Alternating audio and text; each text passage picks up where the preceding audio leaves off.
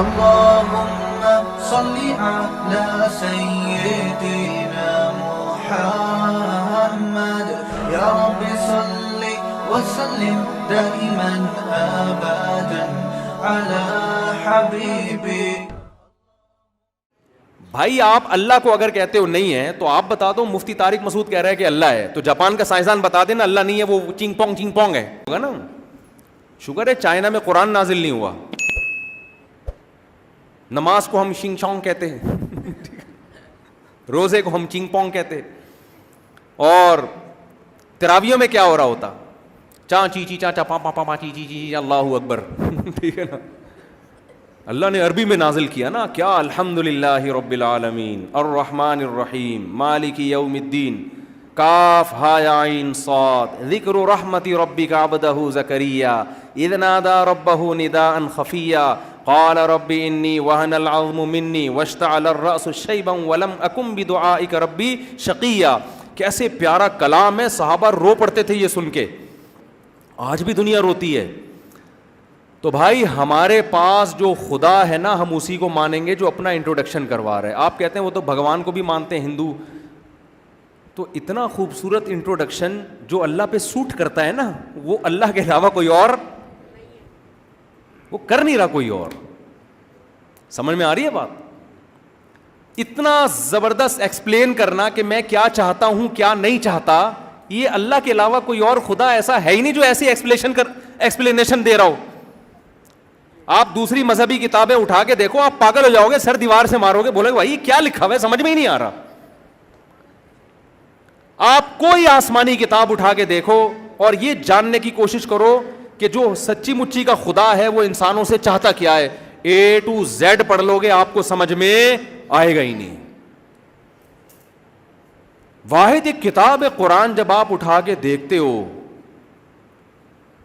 تعالوا اتلوا ما حرم ربکم علیکم, آؤ ہم تمہیں بتاتے ہیں جو خدا ہے وہ کن چیزوں سے ناراض ہوتا ہے. اللہ تشرکوا بہ شیئا, اس کے ساتھ کسی کو شریک مت کرو, وہ اکیلا ہے, اس کے ساتھ اس کائنات کو بنانے میں کوئی شریک نہیں تھا. وبالوالدین احسانا, انگریز کہے گا ہیومن رائٹس ویمن رائٹس باتیں کرے گا, لیکن باپ اور ماں کو بڑھاپے میں اولڈ ہاؤس میں جمع کرا دے گا. نا نا نا نا نا, انسانوں کے حقوق میں سب سے پہلا حق تمہارے باپ اور تمہاری ماں کا ہے. ماں باپ کو اولڈ ہاؤس میں جمع مت کرانا, ان کے ساتھ اچھا سلوک کرنا. لا تقل لہما اف, بوڑھے ہو جائے ان کے سامنے تمہیں اف کرنے کی اجازت نہیں ہے. حملتہ امہ کرہن ووضعتہ کرہا, تیری ماں ہے, تو بڑا ہو کر اس کو بھول جائے گا. اس نے تکلیف سے تجھے پیٹ میں اٹھایا, تکلیف کے ساتھ اس نے تجھے جنا. وحملہ وفصالہ 30 شہرا,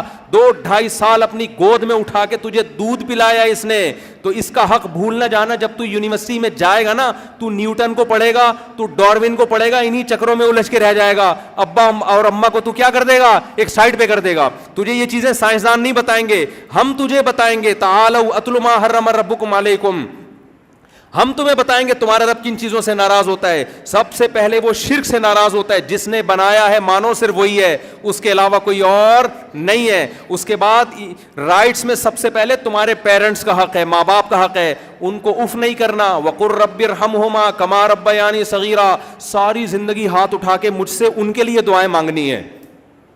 اے اللہ ان پر ایسے رحم فرما جیسے انہوں نے بچپن میں مجھ پہ رحم کیا, ایسے ان کے لیے دعائیں مانگنی ہیں. آگے قرآن کیا کہتا ہے, وَلَا تَقْتُلُوا أَوْلَادَكُمْ مِنْ إِمْلَاقٍ نَحْنُ نَرْزُقُهُمْ وَإِيَّاكُمْ. فیملی پلاننگ والے کہیں گے بچے پیدا ہونے سے زمین کی روزی ختم ہو جائے گی. بکواس کر رہے ہیں, جھوٹ بول رہے ہیں. نَحْنُ نَرْزُقُهُمْ, رزق ہم دیتے ہیں. یہ جو خربوزے کے بیج میں ایسے سافٹ ویئر انسٹال ہو گئے نا, ایک بیج ڈالتے ہو ہزاروں خربوزے نکلتے ہیں, یہ بیج آٹومیٹیکلی انسٹال نہیں ہوئے ہیں.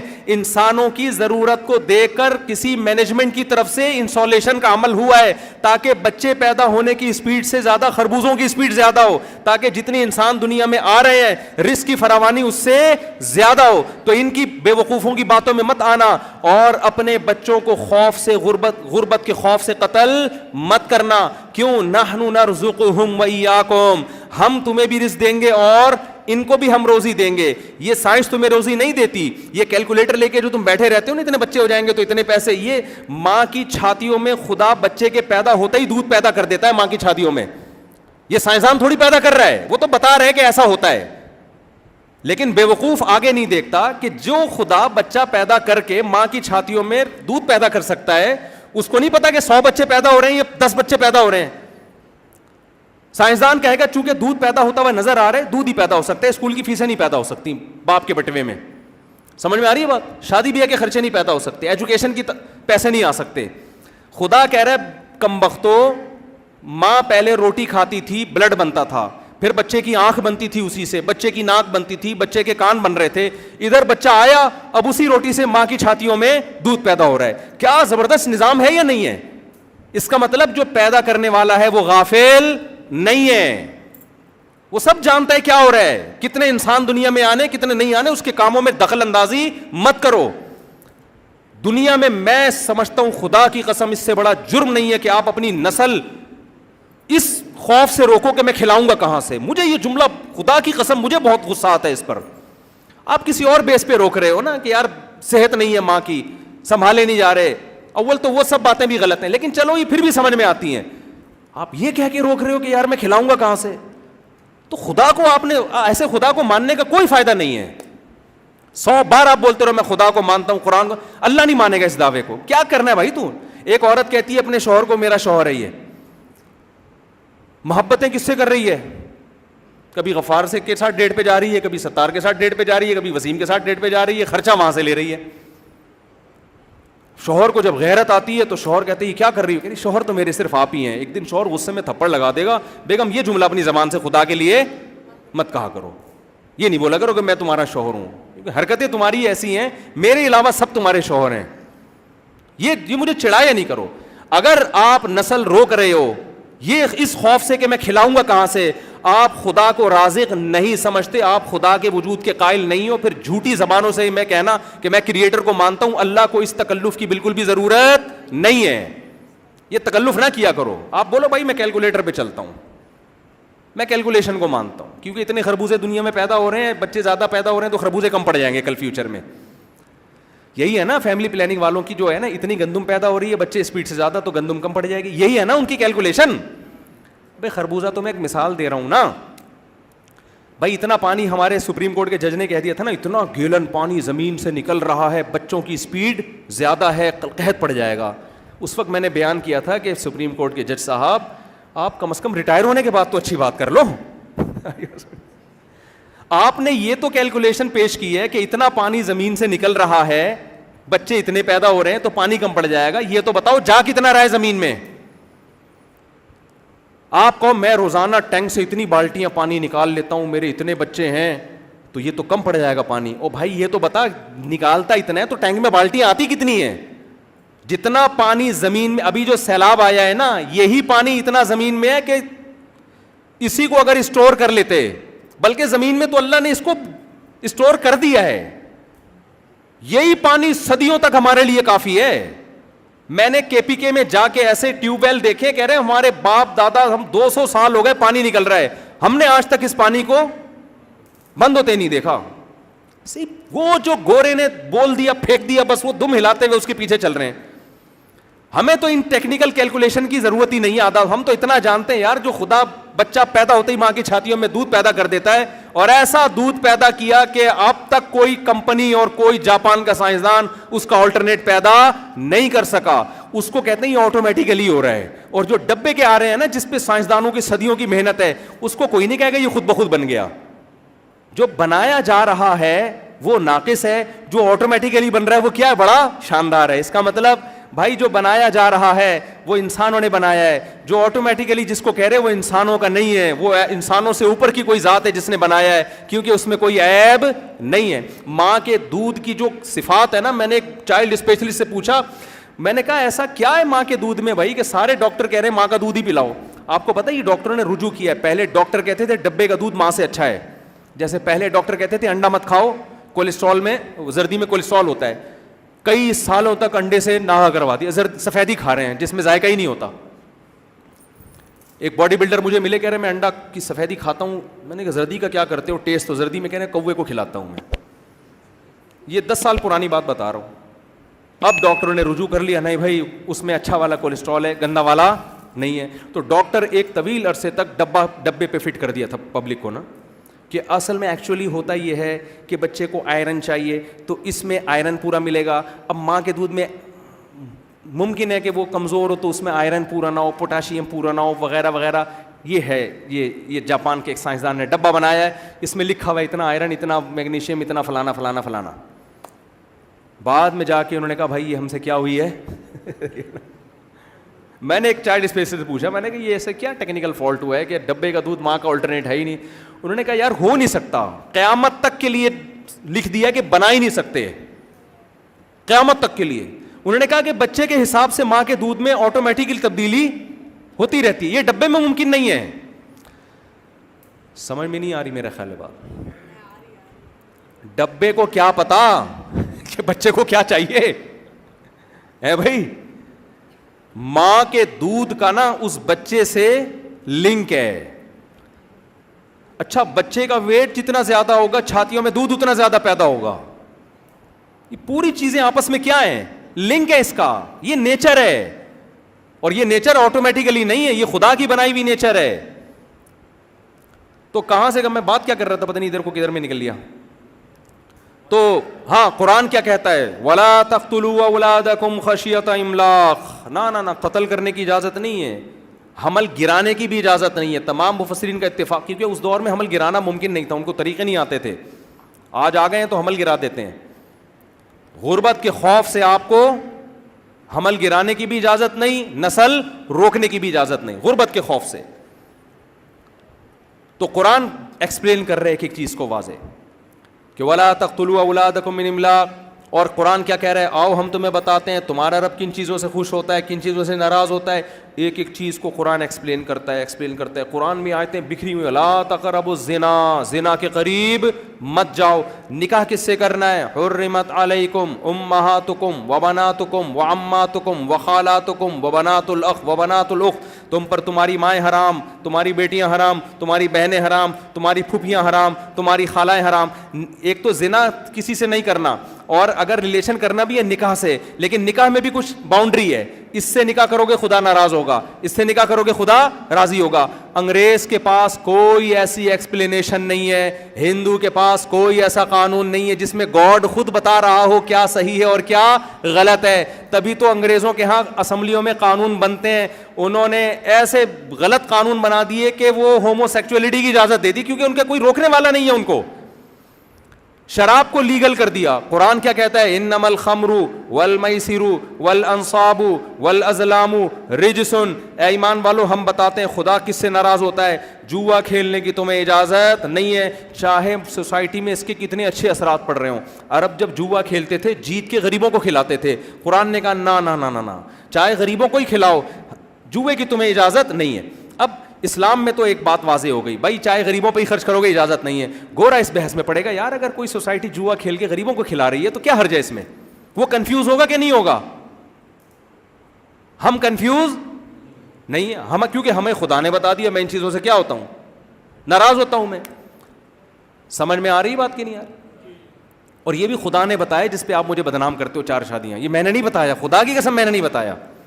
ایک موٹا آدمی مر گیا, اس کے بچے جنازے کو, اس کے جو لوگ ہیں نا بچے جنازے کو کندھا دے رہے ہیں, اب تھک گئے نا, وزن بہت تھا.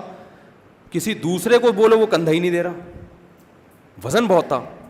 اب جس کو وہ بچے بولے بھائی کندھا, تو کہہ رہے ہیں ہم نے تھوڑی مارا ہے بھائی جو ہم کندھا دیں. ہر آدمی جان چھڑا رہا ہے. تو یہ جو 4 شادیوں کی پر آپ جو تانے دیتے ہو نا مجھے کہ مفتی صاحب 4 شادیوں کی بات کرتے ہو, سوسائٹی میں لڑوا رہے ہو, میاں بیویوں کی لڑائیاں کرواؤ, بھائی خدا کے لیے مجھے نہیں بولو, یہ کس کو بولو, اللہ کو بولو. یہ اللہ نے کہا ہے, اللہ نے ایکسپلین کر دیا ہے کہ کیا حلال ہے اور کیا ہے حرام ہے. تو میں تو وہ بتا رہا ہوں آپ کے سامنے. اب جو مرضی بول رہے ہیں, قرآن کو بولو, اللہ کو بولو. جا کے وہاں بول نہیں سکتے تو میرے اوپر نزلہ گرا رہے ہیں. تو یہ ایکسپلینیشن بھی اللہ کی طرف سے ہے. زنا ایک سے بھی جائز نہیں ہے, آنکھ اٹھا کے دیکھنے کی اجازت نہیں ہے. قل للمؤمنین یغضوا من ابصارہم. ایک گورا جب اپنے کسی مینٹور کے پاس جاتا ہے, وہ کہتا ہے میرا دل چاہتا ہے انٹی کو دیکھنے کا, اس کا مینٹور کیا بولے گا, بھائی دیکھ لے، نہ اس کا دل دکھ رہا ہے نہ تیرا دکھ رہا ہے بھائی. اگر وہ کہتا ہے دیکھ لے، اس کی بھی کوئی دلیل نہیں ہے، وہ کہتا ہے نہیں دیکھ، اس کی بھی کوئی دلیل نہیں ہے، وہ کنفیوز ہے. گورا کیا ہے یہاں پہ؟ بولو نا، کنفیوز. ہمارے پاس وہ خدا جس کو ہم اللہ کہتے ہیں وہ اتنی خوبصورت ایکسپلینیشن کر رہا ہے. قل للمؤمنین یغضوا من ابصارہم، اے نبی جو مجھے اللہ مانتے ہیں، جو مانتے ہیں کوئی کریٹر ہے، ان سے کہہ دیجئے اپنی نظروں کو نیچا رکھیں. تمہاری نگاہ تمہاری بیوی کے علاوہ کسی اور طرف تمہیں لے جانے کی اجازت بولو نہیں ہے. اب ہم تو بھائی پابند ہو گئے، ہم تو کتا کھا نہیں سکتے چاہے کتنی پروٹین ہو اس میں. بھائی مذہب نے کیا کر دیا ہے؟ پابندی. اور مذہب بھی کتنا خوبصورت، کوئی آڑی ترچی باتیں نہیں کہہ رہا وہ. کلوا من الطیبات واعملوا صالحا، پاکیزہ چیزیں کھاؤ، اچھا عمل کرو. تو گویا اللہ نے بتا دیا میں جن چیزوں سے روک رہا ہوں وہ ساری گندی ناپاک ہیں، اور جن چیزوں کا آرڈر دے رہا ہوں وہ ساری کیا ہیں؟ پاکیزہ ہیں. خام خواہ کی پابندیاں نہیں لگا رہا میں. کلچر تو بلا وجہ کی پابندیاں لگاتا ہے نا بھائی. کلچر خام خواہ میں وہی بلا وجہ کی بھی پابندیاں لگا رہا ہوتا ہے. اب ہندو کلچر میں گائے نہیں کھا سکتے، بہت سارے ہندو پریشان ہیں یار، ایک مصیبت میں اتنے مسلمانوں کو کوفتے کھاتے ہوئے دیکھتے ٹینشن میں آتے ہیں وہ، یار یہ تو مزے اڑا رہے ہیں، ہماری پرمپرا ہے کہ نہیں کھانا بس. کیا خیال ہے؟ تو ہمارے لیے کلچر کی کوئی 2 ٹکے کی ویلیو نہیں ہے یار. کلچر گیا ایسی کی تیسی کلچر کی. کتنی خوبصورت لائف ہے نا ایک مسلمان کی، ہر چیز کلیئر ہے اس کے سامنے. تو ہمارے خدا نے ہمیں کہہ دیا کسی انٹی کی طرف، انٹی کو انٹی بھی نہیں کہنا کیونکہ جوتے مارے گی آپ کو وہ. یہ تو خدا نے نہیں کہا، یہ کلچر نے کہا ہے، اور خدا نے اس کی مخالفت بھی نہیں کی ہے تو مان لینا چاہیے. کسی انٹی کو آپ نے ایک آدمی نے انٹی کو کہہ دیا انٹی، اس نے کہا انٹی ہوگا تیرا باپ، انٹی ہوگا تیرا. خواتین کو بہت غصہ آتا ہے انٹی کہہ دو نا. تو کسی عورت کی طرف نظر اٹھا کے دیکھا شہوت کی نظر سے، بری نیت سے، اللہ کہتا ہے یعلم خائنۃ الاعین، اللہ تمہاری آنکھوں کی خیانت کو جانتا ہے. انگریز خیانت کسے کہتا ہے؟ کسٹمر کو ٹھگنا. اللہ کہتا ہے یہ بھی خیانت ہے کسٹمر کو ٹھگنا. لیکن اپنی بیوی کو چھوڑ کر کسی اور عورت کی طرف نظر اٹھانا، یہ خیانت کس کے ساتھ ہو رہی ہے؟ بیوی کے ساتھ. اور اللہ کے ساتھ جس نے آنکھیں بولو دی ہیں. تو ہم اس خدا کو مانیں جو ایک ایک چیز میں ہمیں گائیڈ کر رہا ہے، یا تمہارے خدا کو مانیں جس کا پتہ ہی نہیں مارکیٹ سے کدھر ہے وہ ہے بھائی. تو سائنسدانوں کا جو خدا ہے نا، جو ایک ہے لیکن پتہ نہیں وہ ہے، وہ کچھ بھی نہیں بول رہا. ہم اس خدا کو مانیں گے جو یہ دعویٰ کرتا ہے میں نے تورات نازل کی موسیٰ پر، انجیل نازل کی عیسیٰ پر، زبور نازل کی داؤد پر. جس دن سے انسان کو بنایا اس وقت سے میں انسان سے غافل نہیں ہوں. پہلا انسان آدم، ان کی پسلی سے اماں حوا کو پیدا کیا. آدم سے غلطی ہوئی، توبہ کروائی، میرے سامنے اس نے گڑ گڑا کے معافی مانگی. اس وقت سے پھر میں نے نوح علیہ السلام کو بھیجا، میں نے ہود علیہ السلام کو بھیجا، میں نے صالح علیہ السلام کو بھیجا، میں نے ابراہیم کو بھیجا، میں نے لوط علیہ السلام کو بھیجا. تو وہ خدا تو لنک ہے بھائی اس کا انسانوں کے ساتھ. اس خدا کو ہم مانیں گے تاکہ ہم اس سے دعائیں بھی مانگیں، اس کے سامنے سر بھی جھکائیں، اس کو راضی کرنے کی کوشش بھی کریں. آپ اس جیسا خدا مارکیٹ میں لے آؤ تو اگر ہم دیکھیں گے وہ والا زیادہ اچھا ہوا تو ہم اس والے کو چھوڑ دیں گے. لیکن آپ کے پاس مارکیٹ میں نہ کوئی دوسرا ہے، نہ سچی مچی کے خدا کو ماننے دے رہے ہو، تو آپ تو ہمیں خدا لیس بنانا چاہتے ہو اور گاڈ لیس بنانا چاہتے ہو. گاڈ لیس بن گئے تو ہماری نظر میں کتے اور گائے میں فرق کیا ہو جائے گا؟ ختم. پھر ہی اور شی کا فرق بھی کیا ہو جائے گا؟ آہستہ آہستہ ختم. اللہ کا شکر ہے ہم ہی ہیں، اللہ نے ہمیں ہی بنایا ہے. ابھی میرا ایک کلپ بہت چل رہا ہے لیکن آدھا چلایا، کم بختوں نے پورا نہیں چلایا، اس سے غلط امیج جا رہا ہے. میرا پورا کلپ یہ تھا کہ LGBT کا قانون جب پاس ہوا تو میں نے کہا یار اللہ کا بڑا فضل ہے کہ ہمیں کوئی اس قانون کی بیس یہ ہے کہ اگر کسی مرد کو ہی ہے فیلنگ شی والی ہو رہی ہیں تو یہ اس کا قانونی رائٹ ہے کہ وہ فیلنگ کے حساب سے چینجنگ کروا سکتے ہو. کہتے ہیں جب اس کو ایسے ہی ہونے کا فائدہ کیا کہ فیلنگ شی والی ہوں اس میں، اور ایسی شی ہونے کا فائدہ کیا کہ اس میں فیلنگ کیا ہے؟ ہی والی. تو اللہ سے معاذ اللہ غلطی ہو گئی، شی تھی پیدا ہی کر دیا، ہی تھی پیدا کیا کر دیا اس کو؟ شی میں کر دیا. لہذا ہیومن رائٹس کا تقاضا یہ ہے کہ جو ہی اپنے آپ کو فیلنگ شی والی ہیں تو وہ شی لکھوا لے. تو میں نے اس پہ ایک بیان کیا تھا. اب یہ اگر کوئی کلپ بنائے نا پوری بات لے کر آئے، یہ درمیان سے نہ کاٹا کرو. میں نے اس پہ کہا تھا کہ دیکھو اسلام دین فطرت ہے. اسلام نے کتنا ہم پر احسان کیا کہ ہمیں جلدی شادی کا حکم دیا. جلدی شادی سے فائدہ یہ ہوتا ہے کہ جب آپ کی دلہن آتی ہے تو آپ کو اپنے ہی ہونے کا احساس بڑھ جاتا ہے. کمپیئر ہوتا ہے نا کہ یہ شی ہے میں کیا ہوں، اور عورت کو اپنے شی ہونے کا احساس بڑھ جاتا ہے. شادی سے پہلے تھوڑا سا بعض لوگ کنفیوز ہوتے ہیں، ٹھیک ہے نا، شادی ہو جاتی ہے تو پتہ چلتا ہے بھائی میں کیا ہوں, ہسبینڈ ہوں. اب وہ شی نہیں لکھوائے گا کبھی, چاہے کیسی فیلنگ, اول تو فیلنگ میں ہی کی فیلنگ میں پکا ہو جائے گا وہ. تو میں نے اس پہ کہا تھا کہ یہ اسلام کا ہم پر احسان ہے کہ ہمیں 4 شادیوں کی اجازت دی ہے معذرت کے ساتھ. اس میں ہماری فیلنگ اتنی 4 دفعہ پکی ہو جاتی ہے نا کہ اب ہمیں بل پاس کروانے کی ضرورت رہتی نہیں. پہلی شادی ہوئی, آپ کو اپنے ہی ہونے کا احساس ہوا, یہ دلہن ہے, میں شوہر ہوں, میں ہسبینڈ. ایک دفعہ آپ کو احساس ہوا میں ہی. دوبارہ شادی میں آپ کو یہ احساس دوبارہ ہوا, 2 دفعہ یعنی ہی ہو گئے آپ, پھر ہی ہو گئے, پھر چوتھی دفعہ میں آپ ہی ہو گئے. تو بتاؤ ایسا شخص اس قانون کو کبھی مانے گا؟ تو نیچر پہ آنا, یہ نیچر پہ پکا ہو جانا, یہ اللہ کا انعام ہے یا نہیں ہے, یا نیچر سے ہٹنا انعام ہے؟ تو مرد تو بنایا تو یہ تو فضیلت کی بات ہے یار ہمارے لیے.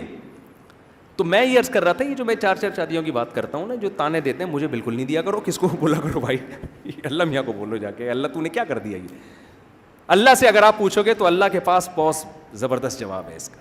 اللہ کہتا ہے میں نے حرام میں آنکھ اٹھانے کی بھی اجازت نہیں دی ہے, لیکن مرد میں نے یہ ڈیزائرز بہت زیادہ, خواتین سے معذرت کے ساتھ جو بیان سن رہی ہیں, مرد میں ڈیزائر بہت زیادہ رکھی ہیں. اب چونکہ اللہ کہتا ہے میں نے جو دین بنایا ہے, تمہیں اسلام دیا ہے, کیونکہ پیدا کرنے والا میں ہوں نا, تو نیچر سے واقف جتنا میں ہوں گا اتنا کوئی اور نہیں ہے.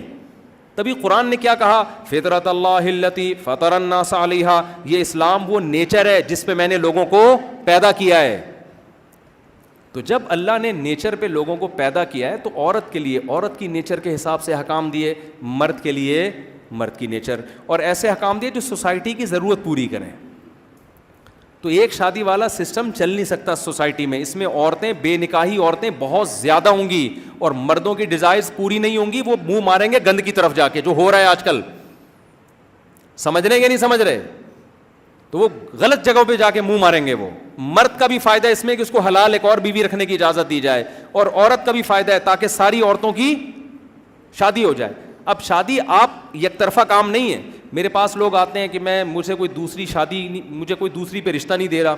تو میں کہتا ہوں کہ آپ کے اندر کوئی اضافی قابلیت ہوگی تو آپ کو دیں گے, نہیں ہوگی تو وہ کیوں دے گا؟ اس کو تھوڑی شریعت نے حکم دیا کہ وہ اپنی بیٹی ایسے کو دے جس کے پہلے سے بیوی ہو. ارے بکرے کا آپ کو حکم دیا کہ قربانی میں بکرا کاٹو, بکرے کو حکم نہیں دیا کہ وہ لیٹ جائے آپ کے سامنے آ کے. کیا خیال ہے؟ آپ کسی کے ہاں دوسری شادی کے لیے پیغام بھیجیں گے تو لڑکی کو نہیں پابند بنایا کہ آپ کسی کی دوسری بیوی بنو. اسلام کہتا ہے آپ کی پہلی بنو. اگر پہلی والا اچھا نہیں مل رہا اور دوسری والا یا پہلی والا جو ہے وہ کم درجے کا ہے, دوسری والا اس سے بہت زیادہ اچھا ہے, تو بعض دفعہ عورت کہتی ہے یہ دوسری والا جو ہے نا, جو دوسری کر رہا ہے, یہ اس کمارے سے کئی گنا زیادہ اچھا ہے. تو اس بیس پہ وہ اپنا فائدہ دیکھے گی. تو سوسائٹی میں دونوں کے فائدے کو ملحوظ رکھ کے اسلام نے حکم دیا. باقی اسلام جب آپ کو 4 کی ترغیب دیتا ہے تو یہ نہیں ہے کہ پریکٹیکلی ممکن نہیں ہے 4 کر لو. اتنی عورتیں تھوڑی ہیں مارکیٹ میں. یہ مارکیٹ کا لفظ میری زبان میں ایک چل پڑا ہے, آپ کہیں ایسا نہ کوئی مارکیٹ میں نکل جائے عورتیں تلاش کرنے کہ مجھ سے بار بار کہہ رہے ہیں مارکیٹ میں, تو کہاں ہے مارکیٹ میں, تو ویسے ہی نہیں ہے. تو مارکیٹ کا مطلب اس دنیا میں, تو اس کا اثر پڑتا ہے نا ایک چیز مارکیٹ سے شارٹ ہو جائے. تو خواتین اتنی نہیں ہے کہ ہر مرد 4 کر لے گا, ناممکن ہے یہ, اتنی پیدا ہی نہیں ہوئی ہیں, تو کہاں سے کر لے گا؟ تو سوال پیدا ہوتا ہے پھر ترغیب کیوں دی ہے؟ بھائی کوشش کرے گا, کامیاب وہ لوگ ہوں گے جو بہت زیادہ قابل ہوں گے مالی لحاظ سے, جسمانی لحاظ سے, کیونکہ یک طرفہ کام نہیں ہے کہ آپ 4 کر لو تو آپ کو مل جائیں. اگلا دیکھے گا کہ میں کیوں دوں اس کو دوسری پہ. آپ کے اندر کوئی سرخاب کے, تو بہت چند لوگ ہوں گے سوسائٹی میں جو کامیاب ہوں گے, زیادہ تر روڈ ناپتے ہی پھر رہے ہوں گے. ٹھیک ہے نا. اس کا فائدہ عورت کو ہوگا کہ کوئی عورت غیر کفو میں نکاح نہیں کرے گی. کفو کا مطلب کمتر میں, کہ ایم اے پاس لڑکی ہے اور شادی میٹرک والے سے ہو رہی ہے, جو کہ آج کل ہو رہا ہے. ڈاکٹر لڑکی ہے اور 8ویں کلاس سے بھاگے ویسے اس کی, میں نے خود شادیاں کرائی ہیں, میں نکاح پڑھاتا ہوں, ڈاکٹر لڑکیوں کی میں نے 8ویں پاس سے شادی کرائی ہے اور طلاق ہوئی ہے. اس میں ظاہر یہی ہونا تھا, اور کیا ہونا تھا پھر. نہیں آ رہی سمجھ میں میرا خیال ہے. لیکن وہ مجبور تھی کہ بندہ ہی مارکیٹ میں نہیں مل رہا, تو یہ کم از کم 8ویں پاس ہے یا 8ویں سے فیل ہے, لیکن بندہ تو ہے نا. وہ بھائی کفوف تو نہیں ہے نا, جوڑ کا تو نہیں ہے. جب معاشرے میں 4 شادیوں کا رواج ہوتا ہے تو عورت کو اپنے سے اوپر کا رشتہ ملتا ہے. یہ اسلام کا ایک سپلائی اور ڈیمانڈ کا اصول ہے نا, جس چیز کی سپلائی زیادہ ہو ڈیمانڈ کم ہو اس کی ویلیو گرتی ہے, سپلائی کم ڈیمانڈ زیادہ ویلیو بڑھتی ہے. تو اسلام نے مرد کو حکم دیا 4 شادیاں کرو. اب ہر مرد جب کوشش کرے گا تو عورت کی سپلائی اتنی نہیں ہے کہ ایک کو 4 مل جائیں, تو سپلائی کے مقابلے میں ڈیمانڈ کیا ہو جائے گی, بڑھ جائے گی. لہذا عورت کی ویلیو سوسائٹی میں کیا ہوگی, بڑھے گی. بڑھنے سے ہوگا یہ کہ بڑے بڑے اونچے لیول کے لوگ جھگیوں اور جھونپڑیوں میں جا کے شادی کریں گے. سمجھتے ہو کہ نہیں سمجھتے؟ ابھی مردوں کے بڑے مزے چسکے لگے ہوئے ہیں, میٹرک پاس کو PhD لڑکیاں مل رہی ہیں. یہ مزے لگ گئے ہیں. جب 4 شادی ہوں گی لڑکیاں مارکیٹ سے شارٹ ہونا شروع ہوں گی. بھائی شارٹ ہوں گی کہ نہیں ہوں گی, ایک ایک کے 2 جب آ گئی تو اب بندہ کہے گا لاکھوں پتی ہوگا, بولے گا بھائی رشتہ نہیں ہے. پھر اس کو ملے گا جی وہاں ایک جھگی ہے, نام نہیں لیتا میں علاقے کا, پھر ان کو غصہ آئے گا نا. وہ نالے کے قریب ایک جھگی ہے, وہاں سنا ہے اس لڑکی کا ابھی تک رشتہ نہیں. وہ آدمی کہے گا بھائی کنوارے رہنے سے بہتر ہے ایک عدد مجھے کوئی غریب لڑکی دلا دو. تو مرد کا معیار گرتا ہے, عورت کا معیار اوپر ہوتا ہے. صحابہ کے دور میں آپ دیکھ لو, جو بیوہ عورت ہوتی تھی اتنے رشتے آتے تھے اس کے, اتنے رشتے آتے تھے. قرآن نے پابندی لگائی ہے کہ عدت کا انتظار کرو, عدت گزرنے سے پہلے تمہیں رشتہ بھیجنے کی اجازت نہیں ہے. یہ سورہ بقرہ کی آیتیں ہیں. تو کیوں تھا وہ 2 3 رکھی ہوئی تھی, عورتیں تھیں نہیں, جو کما رہے تھے وہ گھوم رہے تھے, یار کوئی بندہ مرے تو ہم اس کی بیوہ سے کریں شادی. یہ مارکیٹ میں ہو رہا تھا. اب تو عورت کی کوئی 2 ٹکے کی ویلیو نہیں ہے. تو یہ ایکسپلینیشن ہمیں کہاں سے ملی ہے؟ یہ خدا سے. اور ملکی قوانین, انسانوں کے قوانین, یورپ کو جا کے دیکھ لو. 100 سال پہلے یورپ میں یہ تھا, جب انہوں نے 2 3 شادیوں کے خلاف تحریکیں چلائی ہیں نا, تو وہاں کے لوگوں نے, ماہرین نے کہا کہ اس سے ہمارا فیملی سسٹم تباہ ہو جائے گا. یہاں تک میں نے حوالے نقل کیے ہیں 100 سال پہلے لندن کے اخباروں کے, وہاں کے صحافی 100 یا 200 سال پہلے, 150-200 سال پہلے, وہ کہہ رہے ہیں کہ ہمیں اسلام کے اس 4 شادیوں والے نظام کو لینا پڑے گا, اس کے بغیر ہم فیملی سسٹم کو بچا نہیں سکتے. لیکن اس بیچارے اسکالر کو نہیں پتا تھا کہ اتنا تباہ ہو جائے گا نا فیملی سسٹم کہ پھر ایک شادی کا رواج نہیں چلے گا تو 4 کہاں سے لاؤ گے تم. ہماری سوسائٹی بھی بالآخر کہاں جا رہی ہے, وہاں جا رہی ہے. اس لیے میں پاگلوں کی طرح چیخ رہا ہوں کہ 4 شادیوں کا رواج ڈالو. سمجھتے ہو کہ نہیں سمجھتے؟ تو میں جلدی سے بات کو اب سمیٹ کے ختم کرتا ہوں, بہت بیان لمبا ہو گیا. تو میں یہ عرض کر رہا تھا کہ ہم اس خدا کو مانیں گے جس خدا نے ہمیں اپنا تعارف بھی کروایا, اللہ لا الہ الا هو الحی القیوم. اپنا انٹروڈکشن کتنا شاندار ہے, اس کے سوا کوئی عبادت کے لائق نہیں. الحی زندہ ہے, القیوم ہر چیز کو تھامنے والا ہے, اسے نہ کبھی نیند آتی ہے نہ کبھی اسے اونگ آتی ہے. زبردست تعارف ہے. نماز کا تھوڑا وقفہ تھا درمیان میں, تو میں بات کو 5 سے 10 منٹ میں کمپلیٹ کروں گا. اس کے بعد 5 منٹ آپ لوگوں کو کوئی سوال ہو نا, کوئی دماغ میں کسی بھی قسم کا کوئی سوال ہو, سیاست سے ہٹ کے, ایسا نہ آپ دھرنے کے بارے میں پوچھنا شروع کر دیں. تو سیاست سے ہٹ کے کوئی بھی سوال ہو تو آپ بلا تکلف پوچھ سکتے ہیں.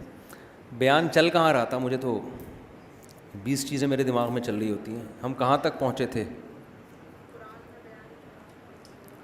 یہ بچہ کہہ رہا تھا میں نے آپ کا وہ علامہ اقبال قائد اعظم والا لطیفہ سنا ہے. ٹیچر نے پوچھا نا کہ قائد اعظم, ابا نے پوچھا نا قائد اعظم کا پتہ ہے کون ہے علامہ اقبال کا؟ بہت ہوشیار بچہ ہے یہ.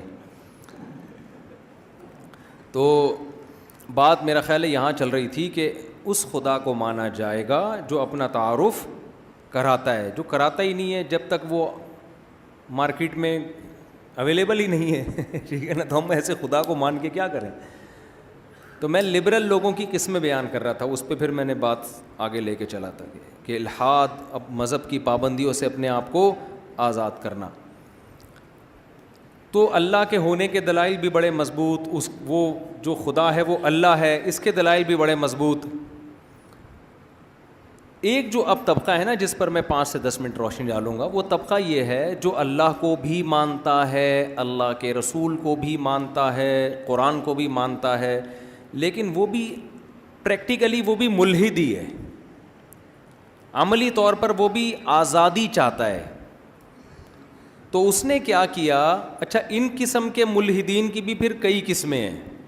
اس کو ویسے اصطلاح میں ملحد کہا نہیں جاتا, لیکن پریکٹیکلی ان کا بھی نتیجہ وہی نکلتا ہے جو کسی ملحد کا نتیجہ نکلتا ہے. جزاک اللہ.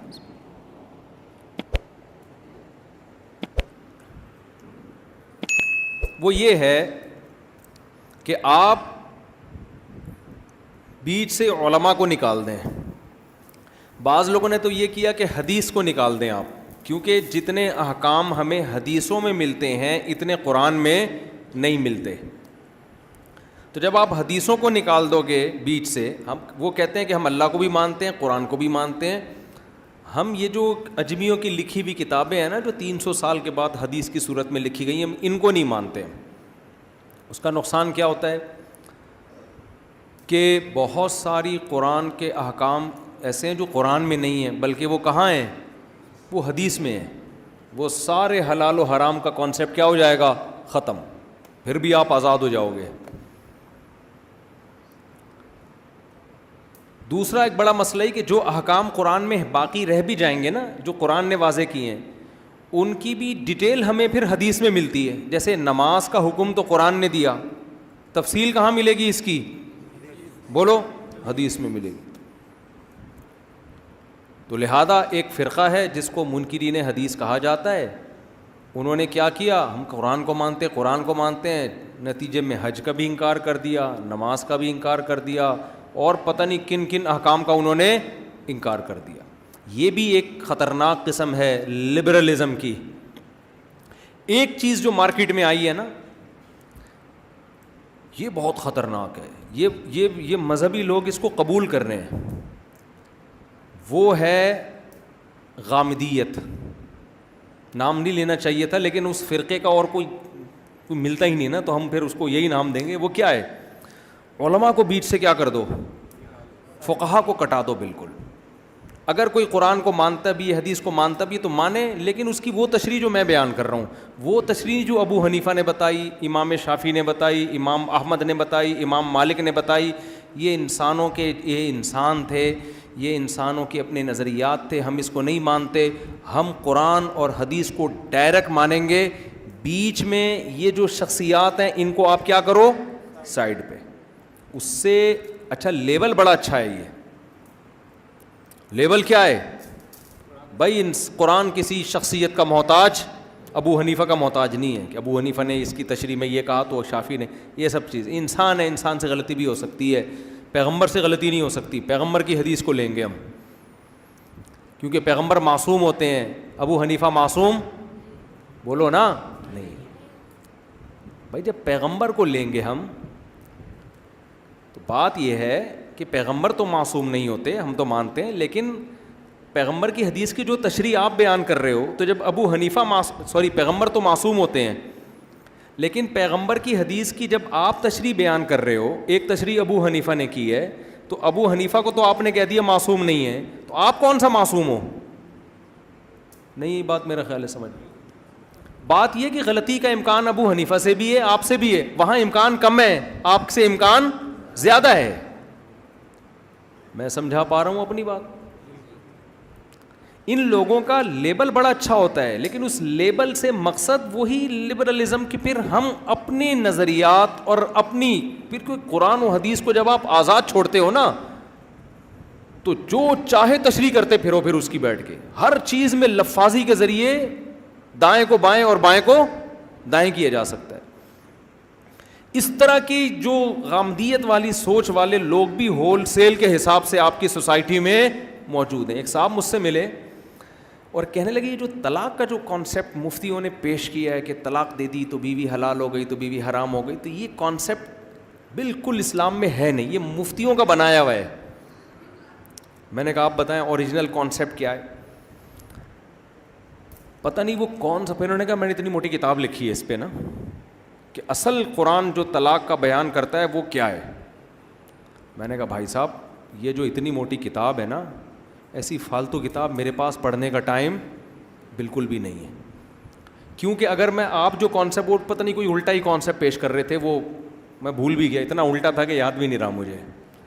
میں نے کہا یہ کانسیپٹ اگر میں آپ کی کتاب پڑھ کے متفق ہو کے میں لوگوں کو بتانا شروع کر دوں, یہ اس کی علامت ہے کہ اب تک امت گھاس کھاتی رہی ہے. 15ویں صدی میں کراچی میں ایک اسکالر پیدا ہوا ہے, آج فرسٹ ٹائم اس کو پتہ چلا ہے کہ اصل میں قرآن میں طلاق کا کانسیپٹ ہے کیا. تو انگریز بولے گا کہ قرآن 1400 سال پہلے نازل ہوا, 1400 سال تک کسی نے طلاق کی جیسی اہم آیتوں پر بھی عمل نہیں کیا. پھر نہ مکہ میں، نہ مدینہ میں، نہ مصر میں، نہ سوڈان میں، کراچی میں، ناظم آباد میں ایک اسکالر نے آج سمجھا ہے کہ قرآن اصل میں یہ پیش کر رہا ہے. میں نے کہا اس پیجز کو بکری کو کھلا دو، صحیح ہے نا، یا ردی والے کو یہ کتاب بیچ دو، 2-4 پیسے مل جائیں گے. خدا کے لیے ہمیں ان چیزوں سے متاثر کرنے کی بالکل بھی ضرورت بولو نہیں ہے. میں ٹائم کیوں ویسٹ کروں؟ میں نئی چیز مارکیٹ میں لے کر آؤں، اب تو ہمیں بتائے گا کہ طلاق کے اسلام میں اصل تصور کیا ہے. تو خوب سمجھ لیں، قرآن بیان کرتا ہے کہ اللہ نے کتاب کو نازل کیا تو کتاب جو نازل کی اس کو سمجھانے والے پیغمبر بھی ساتھ میں بھیجے کہ یہ جو کتاب کو ایکسپلین کریں گے وہ ایکسپلینیشن لینی ہے اپنی طرف سے، جس کو پشتوں میں کہتے ہیں اخپل طریقے سے قرآن سمجھنے کی کوشش بولو مت کرنا. قرآن کے الفاظ کیا. ایک منکر حدیث آئے میرے پاس، کہنے لگے کہ جی ہم نہیں مانتے حدیث کو، قرآن خود جامع کتاب ہے، ہمیں حدیث سمجھنے کی ضرورت نہیں ہے. میں نے کہا قرآن کو مانتے ہو نا جامع؟ کہہ رہے ہاں. میں نے کہا قرآن اگر خود کہہ رہے کہ حدیث کے بغیر میں سمجھ میں نہیں آؤں گا، پھر قرآن کہتا ہے انزلنا الیک الذکر، اے نبی ہم نے آپ پہ اس قرآن کو نازل کیا، لتبین للناس، تاکہ آپ ایکسپلین کریں لوگوں کے سامنے. تبیین، تبیان کسے کہتے ہیں؟ ایکسپلین کرنا. آپ کھول کے بیان کریں گے ما نزل الیہم کہ کیا نازل ہو رہا ہے. قرآن میں اجمال ہوگا، ڈیٹیل کہاں ملے گی بولو؟ حدیث میں. لیکن اتنا بھی کافی نہیں ہے، اتنا بھی کافی نہیں ہے. آگے قرآن کہہ رہا ہے وَلَعَلَّهُمْ يَتَفَكَّرُونَ، پھر یہ بھی تفکر کریں گے، جس کو اجتہاد کہا جاتا ہے. ایک ہے فکر اور ایک ہے تفکر.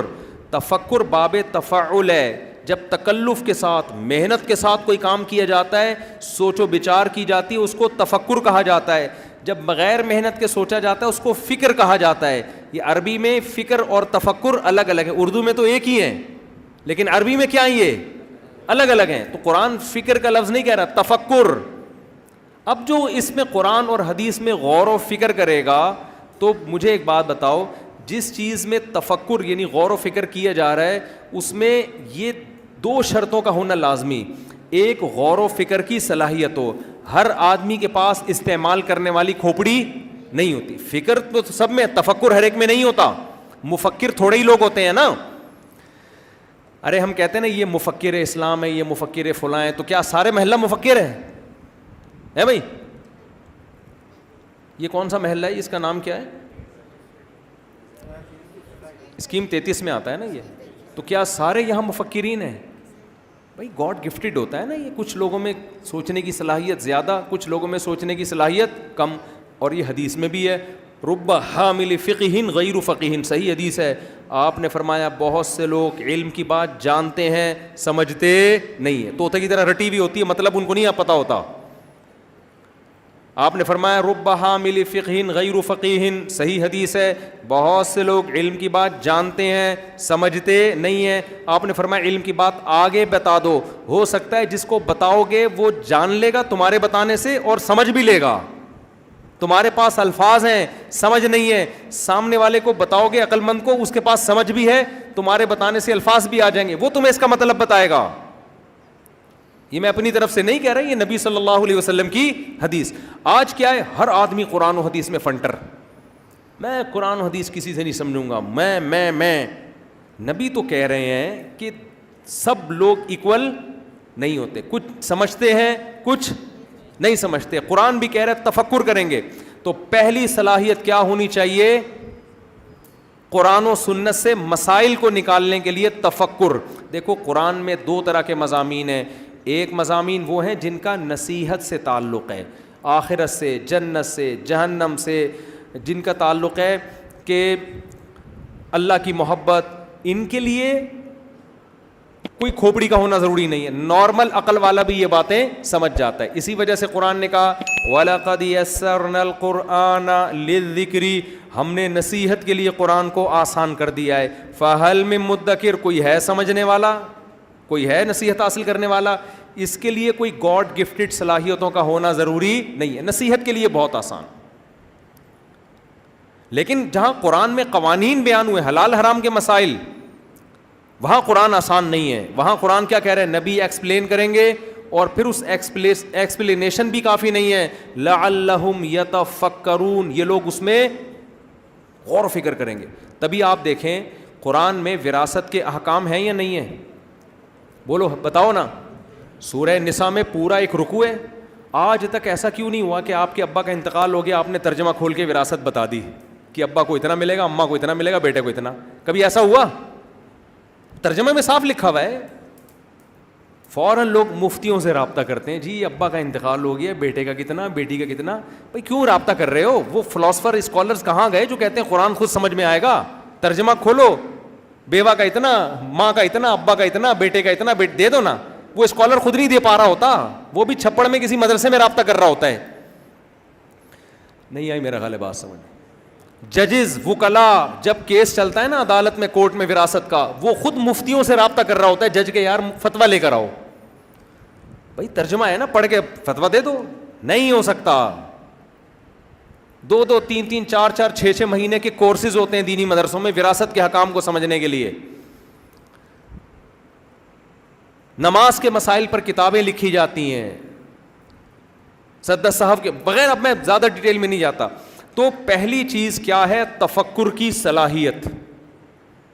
یہ صلاحیت ہر ایک میں نہیں ہوتی. دوسری چیز, جس چیز میں غور و فکر کرنا ہے اس کا مکمل علم, ادھورا نہیں, مکمل علم. غور و فکر کرنا قرآن و حدیث میں ہے نا, اگر اس کا مکمل علم نہیں ہوگا تو غور و فکر کرے گا کس میں بیٹھ کے؟ خالی کھوپڑی لے کے گھوم رہا ہے, میں بہت ذہین ہوں, میری بہت ریسرچ ہے. کس چیز پہ ریسرچ ہے؟ کہہ رہے ہیں وہ تو چیز پتہ ہی نہیں مجھے, ریسرچ کس پہ ہوگی؟ تو کیا کرے گا بھائی اس دماغ کا؟ اب بتاؤ, آئنسٹائن ایک بہترین کھوپڑی کا مالک تھا یا نہیں تھا؟ سکندر اعظم کی کھوپڑی کسی نے عجائب گھر میں دیکھی نا, عجائب گھر والے بھی عجیب عجیب چیزیں لا کے رکھتے ہیں. تو ایک آدمی عجائب گھر کی سیر کرا رہا تھا, کسی کو دکھایا بھائی یہ سکندر اعظم کی کھوپڑی ہے, بڑی سی کھوپڑی رکھی تھی. بندہ متاثر ہوا, یار واقعی میوزیم بڑا ٹائٹ ہے, سکندر اعظم کی کھوپڑی رکھی ہوئی ہے. اتنے میں وہ ملازم چینج ہو گیا, دوسرا ملازم آیا, اس کو پتہ نہیں کہ یہ پہلے سکندر اعظم کی کھوپڑی دکھا چکا ہے. ایک اور چھوٹی سی کھوپڑی دور رکھی ہوئی تھی, تو اس نے دوسرے ملازم سے پوچھا یہ کیا؟ اس نے کہا یہ سکندر اعظم کی کھوپڑی ہے. ابھی حیران ہوا کہ یار سکندر اعظم کیا 2 کھوپڑیاں لے کے پیدا ہوا تھا؟ ایک کھوپڑی وہاں رکھی ہوئی ہے, ایک کھوپڑی یہاں, وہ تھوڑی بڑی ہے, یہ چھوٹی ہے. تو اس نے کہا یار وہ ایک تو ایک اس نے جو پہلے ملازم تھا اس نے بھی وہاں ایک کھوپڑی دکھائی ہے. اب اگر یہ حقیقت بیان کر دیتا تو میوزیم نے بند ہو جانا تھا کہ یار یہ لوگوں کو بیوقوف بنا رہے. اس نے کہا ایکچولی یہ بچپن کی کھوپڑی ہے, وہ ان کے بڑھاپے کی کھوپڑی ہے. رفیع بھائی جب ہنستے ہیں بڑا مزہ آتا ہے. تو ایکچولی یہ جو ہے یہ ان کے بچپن کی کھوپڑی ہے اور یہ ان کے بڑھاپے کی کھوپڑی ہے. تو کبھی بھی کسی الٹی چیز کو سیدھا کرنا ہو نا, ایسے پارسل کر دیا کرو اس کو, ٹھیک ہے نا. تو اب کھوپڑی تو آئنسٹائن کے پاس بھی بہت ذہین, تبھی تو اتنے زبردست اس نے قوانین فطرت کے پیش کی ہمارے سامنے. لیکن کیا ہم اس سے پوچھیں گے قرآن و حدیث کا کہ قرآن کہہ رہا ہے یہ تفکر کریں گے؟ تو کہے گا بھائی مجھے سائنس کا پتہ ہے, مجھے قرآن کا پتہ نہیں ہے, یہ جا کے علماء سے پوچھو, مجھے کیا پتہ. تو تفکر کے لیے ذہانت بھی ضروری. دوسرا, قرآن اور حدیث جس پہ ریسرچ کرنی ہے اس کا مکمل علم بھی ضروری. آج جو یوٹیوب پہ نئے نئے اسکالرز آ رہے ہیں, ان میں سے یا تو بہت سے کھوپڑی لیس ہوتے ہیں, اوپر کا چیمبر خالی ہوتا ہے, سمجھنے کی صلاحیت نہیں ہے. اس لیے کبھی ابو حنیفہ پہ ان کو اعتراض ہوتا ہے, کبھی امام شافعی پہ ہوتا ہے کہ انہوں نے حدیث کے خلاف فتویٰ دیا, اس نے حدیث کے خلاف فتویٰ دیا. بات یہ ہے کہ ان کی جو فہم تھی وہ اللہ نے آپ کو عطا کی نہیں ہے, اس لیے آپ کو لگتا ہے کہ ان کو حدیث سمجھ میں نہیں آئی, ان کو آ رہی ہے. حالانکہ ان کو زیادہ سمجھ میں آئی تھی, تمہیں آ نہیں رہی ہے, تم حدیث کا مفہوم غلط پیش کر رہے ہو. کسی پڑھے لکھے کے پاس بیٹھو گے تو وہ بتائے گا کہ انہوں نے جو سمجھا وہ ایک مشہور آیت ہے قرآن مجید کی, والوالدات یرضعن اولادہن حولین کاملین, مائیں اپنے بچوں کو 2 سال دودھ پلائیں گی. فقہ کی کتابوں میں لکھا ہے کہ ابو حنیفہ یہ کہتے ہیں 2.5 سال تک دودھ پلا سکتی ہے. اب جن لوگ کے پاس کھوپڑی نہیں ہے نا, آیتیں پتہ ہیں ان کو, آپ یوٹیوب پہ اسکالرز اٹھا کے دیکھ لو, جگہ جگہ ابو حنیفہ نے 2.5 سال قول کیا ہے, قرآن میں کیا لکھا ہے 2 سال. اور یہ حنفی لوگ ابو حنیفہ کو فالو کرتے ہیں, قرآن کو چھوڑ دیتے ہیں, حالانکہ قرآن صاف کہہ رہے 2 سال. یار اگر امام حنیفہ کو اس آیت کا بھی پتہ نہیں تھا ہیں کہ 2 سال لکھا ہوا ہے, اور اتنا بھی سمجھ میں نہیں آیا کہ 2 سال کا مطلب 2.5 نہیں ہوتا. تو میرا خیال ہے اس سے بڑی بدگمانی کوئی کسی کو اسلاف سے ہو سکتی ہے؟ پھر لوگ کہیں گے ان لوگوں نے تو, جس کو آدھی امت نے فالو کیا امام حنیفہ کو, ان کو اتنا نہیں پتا کہ 2.5 سال لکھا ہوا ہے. آج ہمیں یوٹیوب کا ایک اسکالر بتا رہا ہے کہ 2 لکھا ہوا ہے قرآن میں, اور ابو حنیفہ 2.5 کہتے ہیں. اس کا مطلب آج کے اسکالر کا علم ابو حنیفہ سے زیادہ ہو گیا کہ نہیں ہو گیا؟ بدگمان ہوگا کہ نہیں ہوگا؟ لیکن لوگ دیکھ رہے ہیں کہ بھائی ایک بندہ یوٹیوب پہ ریفرنس بھی دے رہا ہے, آیت کا حوالہ بھی دے رہا ہے, پڑھ کے بھی سنا رہا ہے, تو اب ریفرنس کے آگے ہم کیا کریں؟ بھائی ریفرنس کافی نہیں ہے, ریفرنس کافی نہیں ہے. آپ کو یہ جو مفہوم پیش کر رہا ہے ابو حنیفہ کی نظر میں, اس کا مفہوم پوری آیت پڑھتے تو سمجھتے تو پھر پتہ چلتا ابو حنیفہ کا دماغ جہاں گیا وہاں آپ کا نہیں جا سکتا دماغ. قرآن کے الفاظ دیکھو, والوالدات یرضعن اولادہن حولین کاملین, مائیں اپنے بچوں کو مکمل 2 سال تک دودھ پلائیں گی. فإن ارادا فصالا عن تراض, پس اگر دونوں میاں بیوی آپس کی رضامندی سے دودھ چھڑانا چاہیں, فلا جناح علیہما, تو دونوں پر کوئی گناہ نہیں ہے. فا عربی میں تعقیب مال وصل کے لیے آتا ہے, ایک کام کے بعد جب کوئی دوسرا کام ہوتا ہے اس کے لیے. میں جب کہتا ہوں جاءنی زید فا عمر, میرے پاس زید آیا, فا عمر, اس کے بعد کون آیا؟ عمر آیا. اگر میں یوں کہتا ہوں جاءنی زید و عمر, میرے پاس زید آیا اور عمر آیا, تو اس میں ترتیب نہیں ہے. ہو سکتا ہے عمر پہلے آیا ہو, زید بعد میں آیا ہو, دونوں آئے ہیں, بس یہ بتا رہا ہوں. لیکن اگر فا ہو تو اس کا مطلب یہ کام اس کے بعد ہوا ہے. قرآن کے الفاظ ہیں مائیں اپنے بچوں کو 2 سال دودھ پلائیں گی. فا ان ارادا, پس اگر دونوں رضامندی سے چھڑوانا چاہیں. اگر 2 سال کے بعد دودھ پلانا حرام ہوتا تو قرآن اجازت دیتا کہ دونوں رضامندی سے چھڑائیں, چھڑانا چاہیں تو چھڑا سکتے ہیں. نہیں یاری میرا غلط بات سمجھ میں. تو یہ حکم نہیں ہے کہ 2 سال تک دودھ پلائیں, یہ اجازت ہے کہ 2 سال تک دودھ چھڑوائیں. اس کے بعد اگر دونوں رضامندی سے چھڑوانا چاہیں تو کوئی حرج بولو نہیں ہے. یہ آیت کے ظاہر سے ٹھیک ہے. بعض فقہا اس طرف بھی گئے ہیں کہ نہیں 2 سال ہی ہے. یہ آیت میں فا تعقیب مال وصل کے لیے نہیں ہے بلکہ تفصیل بیان کرنے کے لیے کہ اس دوران اگر چھڑوانا چاہیں. لیکن آیت سے دونوں مطلب بولو نکلتے ہیں. آپ نے یہ کہنا کہ ابو حنیفہ کو پتہ ہی نہیں تھا آیت کا, مجھے پتہ ہے, یہ آپ کی جہالت ہے. باقی حنفیہ میں فتویٰ اسی پر دیا جاتا ہے کہ 2 سال کے بعد دودھ نہ پلائے. وہ کیوں دیا جاتا ہے ایک الگ کیس ہے یہ. دوسری بات, ابو حنیفہ یہ بھی کہتے ہیں کہ دین میں حرج نہیں ہے. 2 سال تک بھرپور طریقے سے قرآن نے دودھ پلانے کی اجازت دی نا. 2 سال تک آپ ماں بچے کو بھرپور طریقے سے دودھ پلائے, کسی کے باپ میں دم نہیں ہے کہ اچانک چھڑوا دے. وہ تو چھڑوائی کے لیے کچھ تو ٹائم دینا پڑے گا نا. تو یہ 6 مہینے کون سا ٹائم ہے؟ بولو, چھڑوانے کا ٹائم ہے. یہ 6 مہینے ہیں چھڑوانے کے لیے. دلائل کیا ہے میں ابھی اس بحث میں نہیں جا رہا. میرا مقصد یہ کہ آج کل کے جو اسکالرز آ رہے ہیں ان کے پاس علم بھی کامل نہیں ہے, اور قرآن و سنت کے سمجھنے کے لیے جس قسم کی کھوپڑی کی ضرورت ہے وہ بھی ان کے پاس نہیں ہے. بلکہ علم کا تو یہ حال ہے جو کمبخت جس فیلڈ کا ہے نہیں وہ اس فیلڈ میں گھسا ہوا ہے.